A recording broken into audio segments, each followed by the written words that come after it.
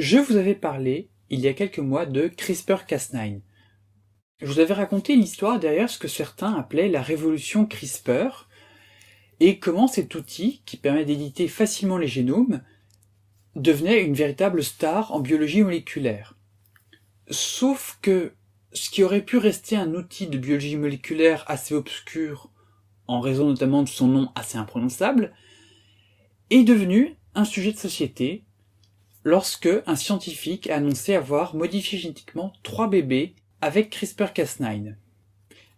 Du coup, j'ai pris mon temps pour faire cette vidéo, parce que c'est pas un sujet facile et que j'avais besoin de prendre du recul dessus. Bienvenue dans cette nouvelle vidéo.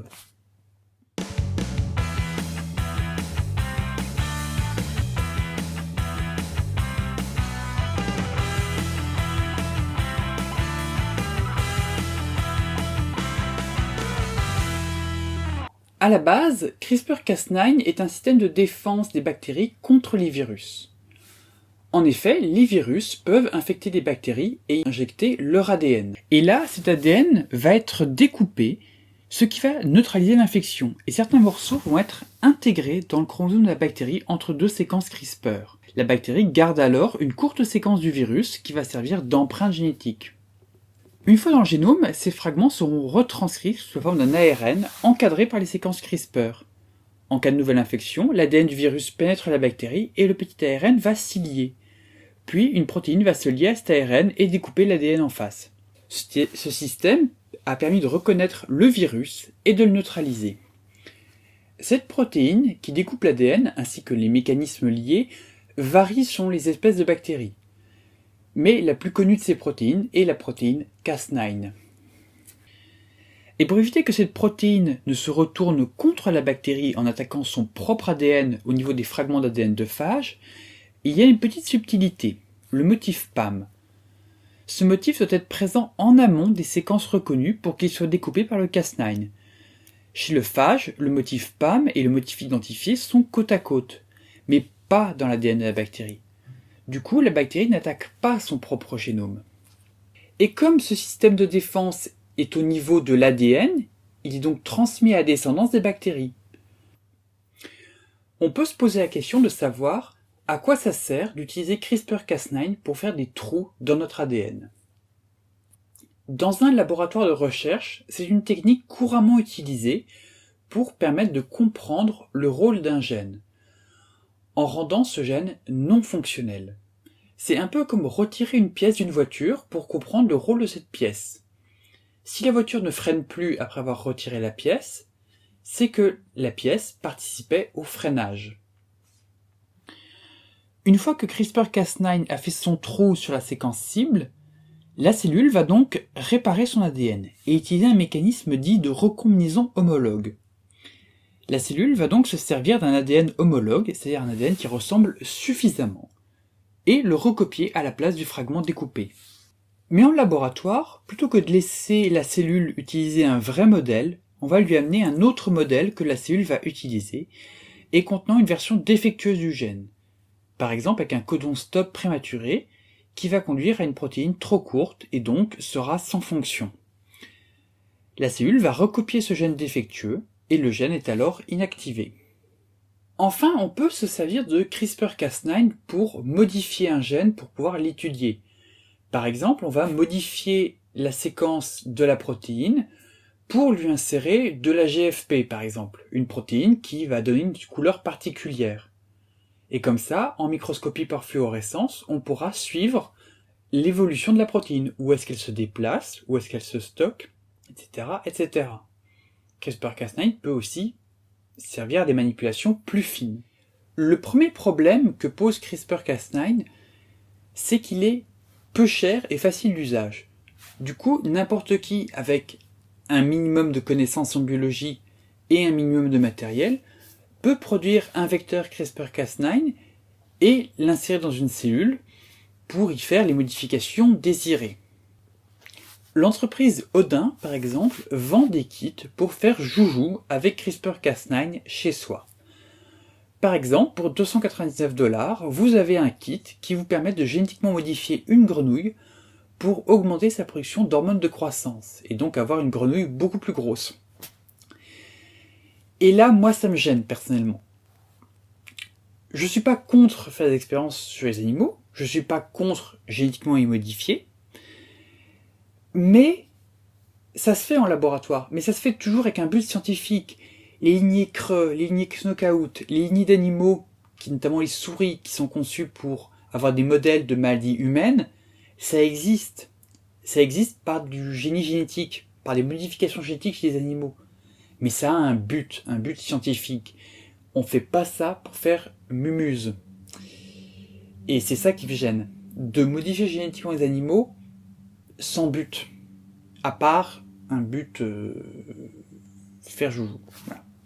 Parce qu'il n'y a pas d'autre terme, je crois. Et surtout, cette entreprise n'a pas l'air très sérieuse, à commencer par son PDG, qui un jour s'est injecté un vecteur CRISPR-Cas9 pour doper la croissance de ses muscles. Le tout en direct sur YouTube, entre deux bières. Voilà. Et surtout, ça n'a pas marché en fait. Tout comme sa précédente tentative de modifier la couleur de sa peau, toujours avec un vecteur CRISPR-Cas9. Parce que modifier l'ADN d'un organisme vivant, c'est très compliqué. Il faut modifier l'ADN de 30 000 milliards de cellules. Et le processus n'est pas efficace à 100%. Donc modifier l'ADN de toutes nos cellules, c'est impossible. Et même modifier que certaines cellules qui nous intéressent, en l'occurrence par exemple ici, modifier toutes les cellules du muscle, c'est quand même très compliqué. À l'heure actuelle, il y a très peu de médicaments pour les maladies génétiques, parce que justement c'est très compliqué de concevoir un vecteur pour aller modifier l'ADN dans un organisme, et modifier toutes les cellules qui ont besoin de modifier. C'est pour ça que pour créer un organisme génétiquement modifié, généralement, on se contente de modifier une seule cellule, la cellule œuf. C'est-à-dire la cellule issue de la fusion du gamète mâle, le spermatozoïde, et du gamète femelle, l'ovule. On a alors une seule cellule qui contient tout le matériel génétique et qui va servir ensuite, en se divisant, à donner toutes les cellules de l'organisme. Du coup, en modifiant cette seule cellule, on va obtenir un organisme génétiquement modifié en entier. À la base, je voulais conclure cette vidéo en me posant la question de ce qui allait se passer le jour où des scientifiques allaient modifier génétiquement un embryon humain, puis le réimplanter dans un utérus, et 9 mois plus tard, le bébé génétiquement modifié allait naître. Sauf que le 26 novembre 2018, He Jiankui, un scientifique chinois, annonce au monde qu'il a génétiquement modifié 2 bébés en utilisant la technologie du CRISPR-Cas9. On découvrira plus tard qu'il y a eu un 3e bébé qui a été génétiquement modifié, et que 8 autres familles ont été approchées pour qu'on leur propose cette modification génétique de leur bébé. Stupeur et consternation dans la communauté scientifique. Premier point qui pose problème, c'est l'annonce. L'annonce a d'abord été faite sur YouTube. J'ai rien contre le fait de parler de science sur YouTube, vous le voyez d'ailleurs. Sauf que les publications scientifiques obéissent à des règles. Et quand on publie des informations sur une expérience, on publie tout. Les protocoles, les résultats, les expériences, les mesures, tout doit être fourni, tout doit être détaillé. Et c'est pour ça qu'on passe par des articles scientifiques. C'est lourd, c'est long, c'est pas sexy à lire, mais ça a une raison. Et cette raison, c'est faire en sorte qu'on ait toutes les infos et qu'on puisse juger. Et là, c'était le problème. Comme le système de publication a été en court-circuité, on s'est retrouvé à débattre d'une expérience dont on ne savait pas tout. À commencer par le nombre de bébés génétiquement modifiés. Au début, c'est 2, on s'est rendu compte finalement que c'était 3, et que ça aurait été encore plus si on avait laissé le temps. Donc c'était pas les conditions pour parler d'une expérience, et surtout pour un sujet aussi important. C'est entre autres pour ça que j'ai mis beaucoup de temps à sortir ma vidéo. A priori, il a soumis un article à une revue scientifique prestigieuse, on ne sait pas laquelle, et l'article était en cours de relecture. De plus, il avait enregistré une interview avec Associated Press, et donc la vidéo devait sortir en même temps que l'article scientifique. Donc la vidéo était sous embargo.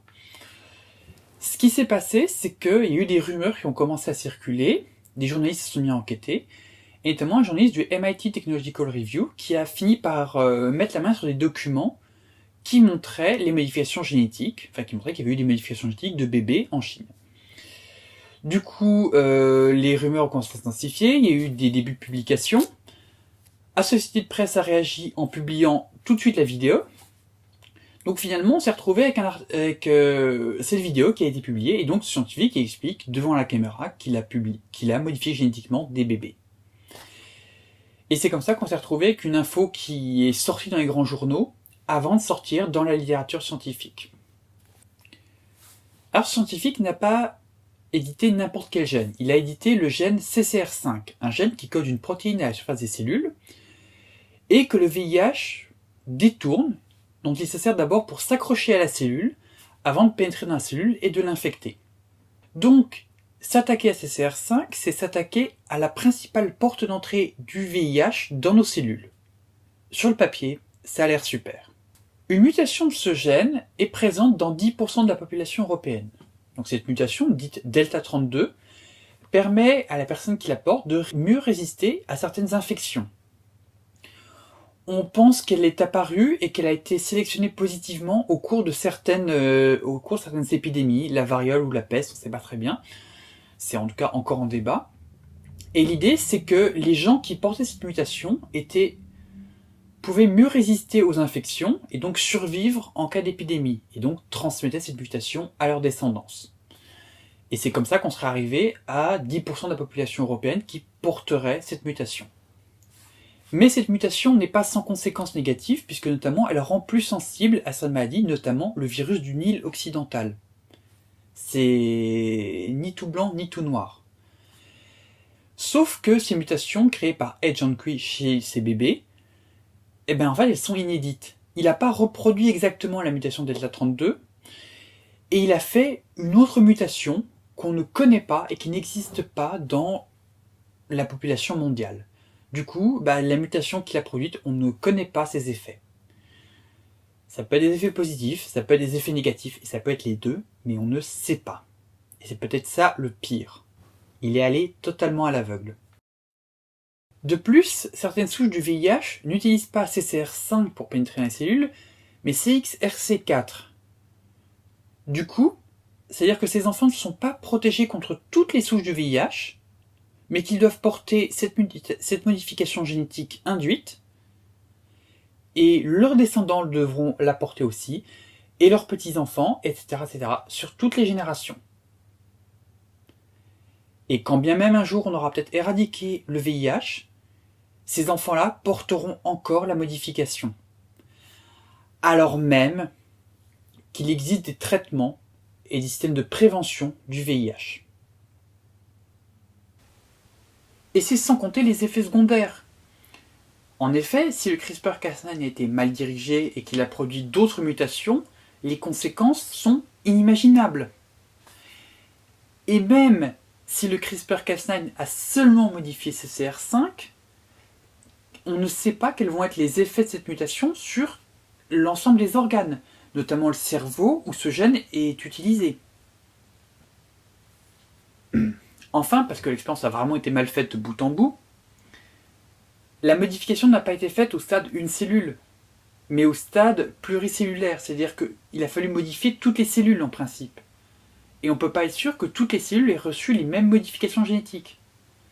Ça veut dire que les cellules du même organisme, du même bébé, ont des modifications génétiques différentes entre elles. On parle de mosaïcisme. Et ça ajoute une complexité à la compréhension des effets qu'ont eu les modifications génétiques. Puisque toutes les cellules ne l'ont pas reçu. Donc comment vont réagir des cellules dont certaines ont une modification et d'autres non? C'est-à-dire que certaines cellules sont protégées du VIH, potentiellement, et d'autres non. Le truc, c'est que ce savant a fait cette expérience seul dans son coin, sans autorisation. Et du coup, ça amène à une question, c'est qu'est-ce qui empêche le premier biologiste venu de modifier génétiquement un embryon pour une raison qu'il estime juste, sans demander d'autorisation à personne? A priori, pas grand-chose en fait. He Jiankui fait l'objet d'une enquête pour vérifier la nature de ses travaux et vérifier s'il a enfreint des lois. Il a fait aussi l'objet d'une sanction administrative de la part de son université pour avoir dissimulé ses travaux à son université. Parce que oui, il faut oublier les clichés teintés de racisme, les savants chinois ne sont pas moins éthiques que les savants occidentaux. Et puis il y a la question du consentement. Les familles ont consenti à ce que leur bébé soit génétiquement modifié. Mais elles ont consenti sans avoir à en supporter les conséquences, puisque c'est leur bébé qui devra en supporter les conséquences, et les générations à venir. Du coup, est-ce que le consentement peut s'appliquer à des générations qui ne sont pas encore nées ?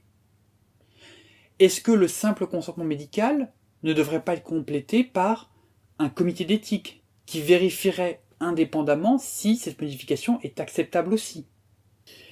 Il paraît impossible d'interdire CRISPR-Cas9. C'est devenu un outil nécessaire et très important en biologie moléculaire.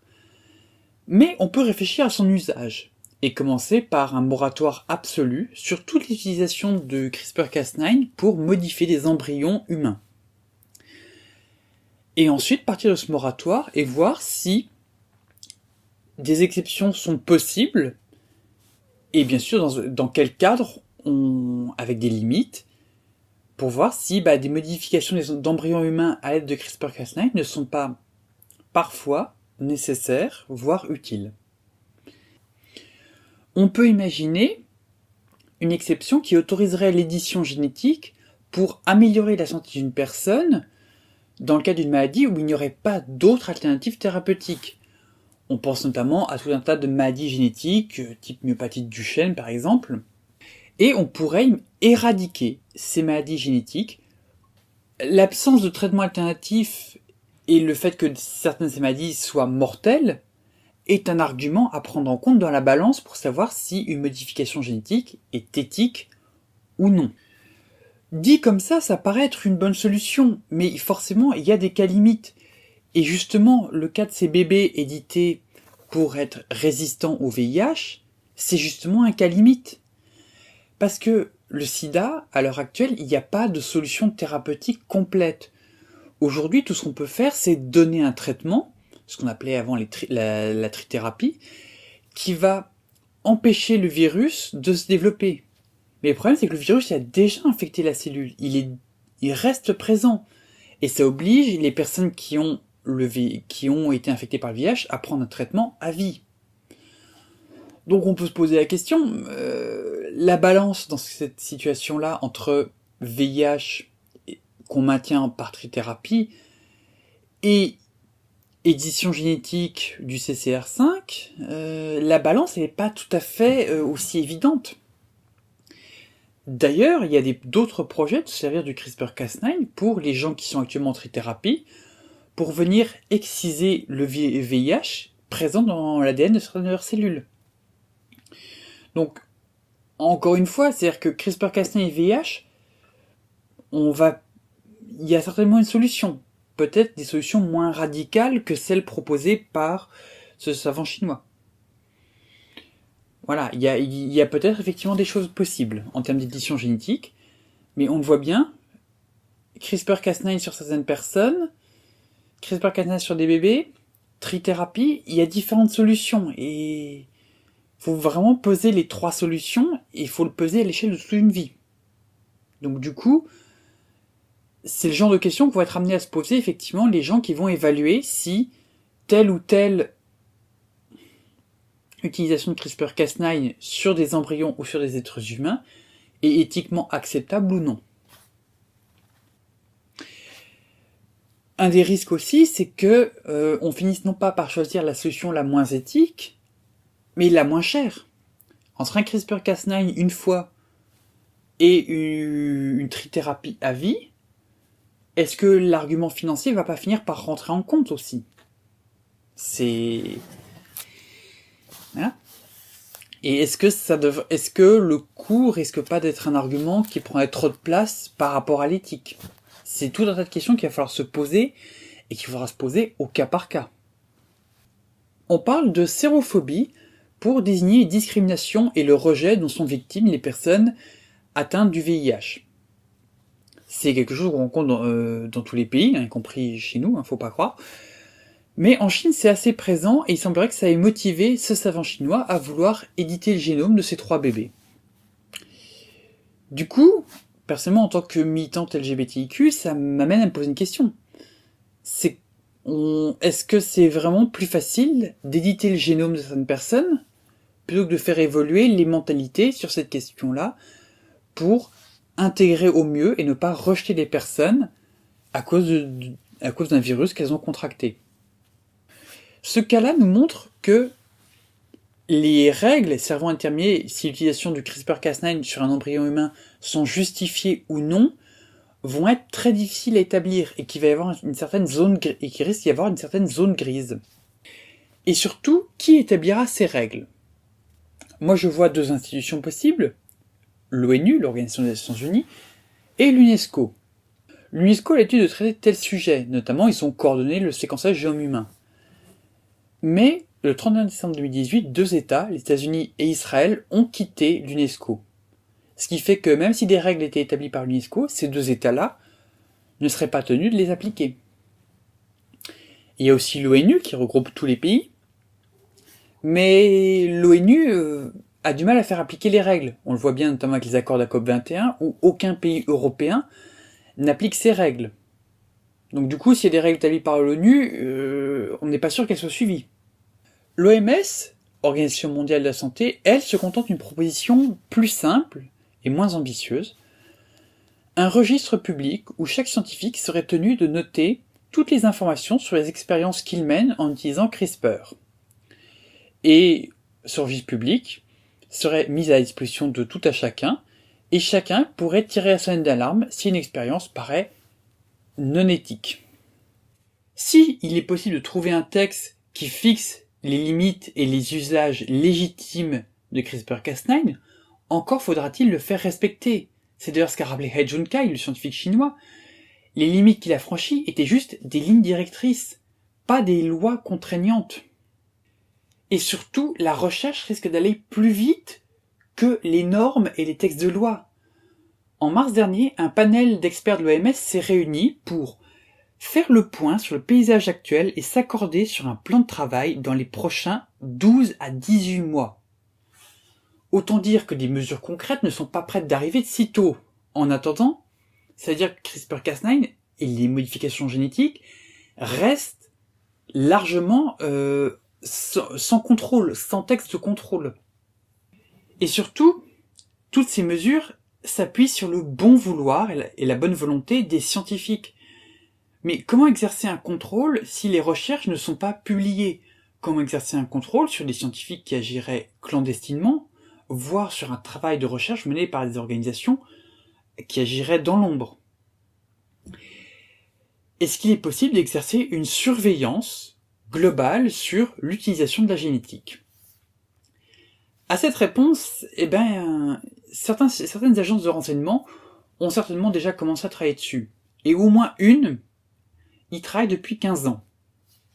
Dans la foule de renseignements publiée par Edward Snowden, l'analyse de la NSA, il y avait une newsletter interne, la Sick Today, qui permettait de se renseigner sur les projets menés par la NSA. En 2004, la NSA, l'agence américaine en charge du renseignement d'origine électromagnétique, évoque plusieurs objectifs. Connaître les activités de recherche en ingénierie génétique menées par des laboratoires étrangers, identifier les laboratoires ou des individus étrangers qui pourraient être impliqués dans des usages néfastes de l'ingénierie génétique. On n'est pas encore à CRISPR-Cas9, personne ne le connaissait, mais déjà à l'époque, la NSA s'intéresse de près aux usages qui peuvent être faits en génétique et surtout aux moyens de les prévenir. Au-delà de la réflexion, il semble avoir testé plusieurs algorithmes pour identifier les séquences génétiques au milieu des informations qu'il capte à travers le renseignement électromagnétique.